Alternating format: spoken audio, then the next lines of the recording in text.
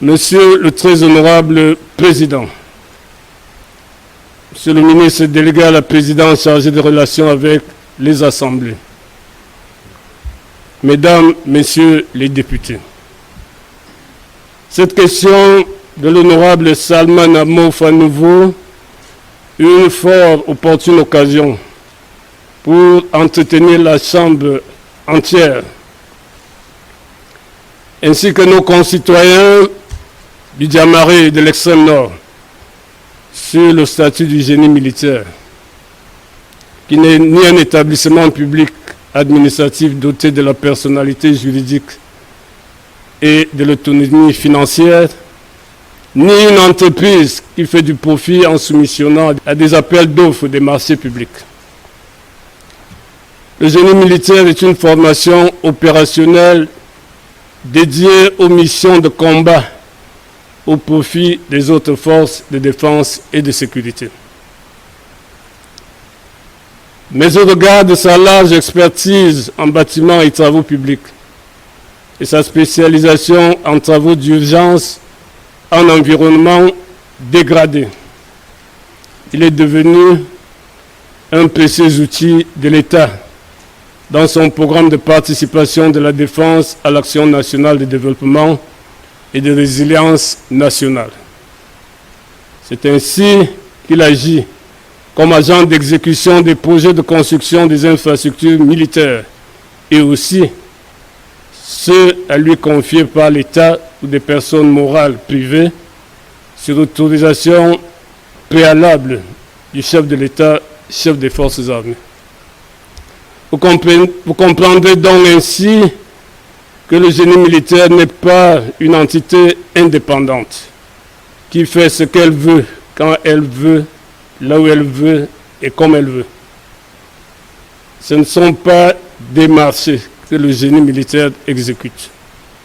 Les lettres de mission ou cahiers de charges qui lui sont confiés se fondent sur la trilogie de la réussite dans les armées, à savoir une mission, un chef et des moyens. Monsieur le très honorable Président, Mesdames, Messieurs les honorables députés, revenons à présent à Kakatare, Maroua, objet principal de la préoccupation légitime de l'honorable Salman. Je rappelle ici qu'effectivement, le ministère de la Défense avait signé une convention le 28 juin 2018 avec le Minepat pour une durée de 12 mois de travaux. Cette convention portait sur les travaux de réhabilitation de l'avenue Kakatare dans la ville de Maroua. Les travaux concernaient le carrefour Diarma, carrefour région, 742 mètres linéaires, le carrefour prison, carrefour région, service du gouverneur, 349 mètres linéaires.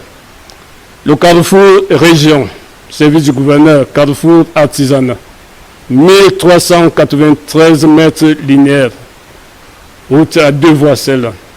Et la voie d'accès à la prison centrale de Maroua et celle d'accès à la résidence de M. le gouverneur de l'extrême nord. La libération des ressources financières irrelatives devait se faire en 2 tranches. La première n'a pu être complétée qu'en mars 2019 et les tâches prescrites ont été exécutées dans les délais prévus puis réceptionnés. Depuis lors, la deuxième tranche nécessaire à la reprise des travaux de la phase suivante n'a pas pu être mise à la disposition du génie militaire. Entre-temps, un autre chantier attribué à une entreprise est venu se superposer à celui qui était en cours, altérant considérablement les tâches déjà exécutées par le génie militaire.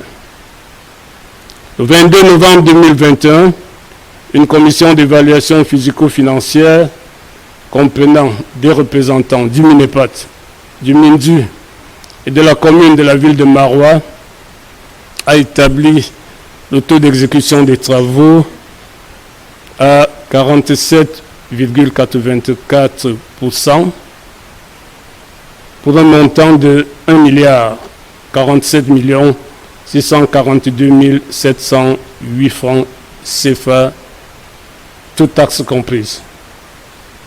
S'agissant des chiffres que vous relevez, Monsieur l'honorable député Salmana Amadou Ali, à savoir 1,94,887 557 francs CFA théoriquement mobilisés, le génie a reçu pour sa part 897 618 francs CFA, soit un gap de près de 200 millions. Face à ces difficultés, le gouvernement n'est resté ni indifférent ni insensible, comme j'ai pu l'entendre dans la question. En effet, à travers le Mindu et le Minepat, des solutions sont en train d'être trouvées. En effet, les travaux de bitumage de ce tronçon vont reprendre en partie dans le cadre du programme C2D, Ville propre, contrat des endettements développement issu de l'annulation de la dette publique du Cameroun vis-à-vis de la France, auquel, fort heureusement, la voirie urbaine de Maroua a été inscrite. Monsieur le maire de la ville de Maroua, dans une lettre qu'il m'a adressée le 22 février dernier, m'a confirmé par ailleurs que le Mindu, dans son budget d'investissement public 2022, vient de transférer à la commune de la ville de Maroua une dotation de 500 millions de francs CFA pour la reprise des travaux.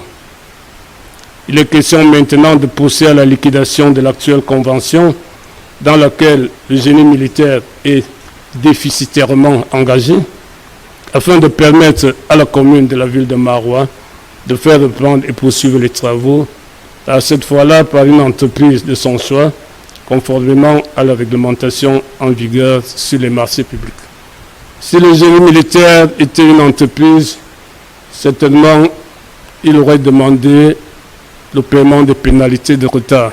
Mais comme l'État ne peut pas se sanctionner lui-même, nous tournons la page et les travaux vont reprendre, monsieur le député, et certainement ça va être avec une entreprise, parce que nous avons désengagé et levé les dispositifs du génie militaire qui était à Maroua pour ces travaux, car il y a fort à faire ailleurs à travers le territoire national.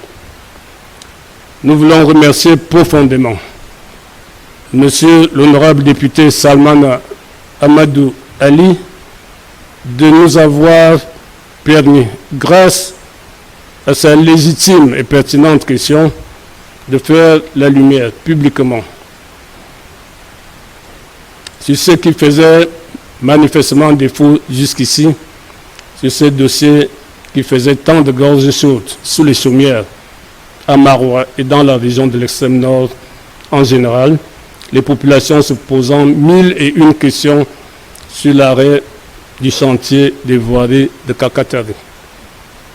Monsieur le très honorable président, monsieur le ministre délégué à la présidence chargé des relations avec les assemblées, mesdames, messieurs les députés, je vous remercie profondément de votre aimable et bienveillante attention.